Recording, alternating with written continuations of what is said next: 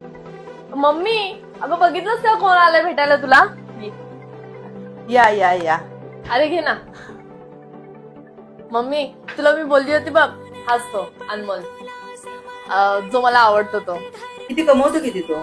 पगार काय विचारतेस तू? आणि तो माझ्यावर प्रेम करतो हे पुरेसं नाहीये का? मम्मी, पप्पा जसे माझ्यावर प्रेम करतात ना, तसाच तो पण माझ्यावर प्रेम करतो. आणि पुढे देखील जरी कोणी माझ्याबद्दल काय बोललं ना, तरी मला खात्री आहे तो माझीच बाजू घेणार. अगं पण हो, पप्पाने चांगला दिसणारा चांगला कमवणारा मुलगा बघितला नाही.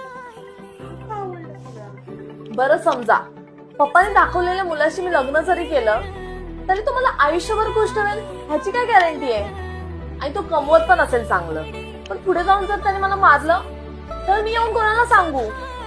त्याच्यापेक्षा जो माझी रिस्पेक्ट करेल त्याच्याशीच मी लग्न करेन ना. एवढं सांगून तुला समजत?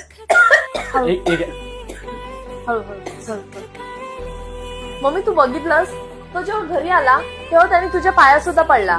आल्यानंतर त्याने तुझी तब्येत कशी आहे हे सुद्धा विचारलं. मगाशी तुला ठसका लागला त्याने लगेच पाणी दिलं ना.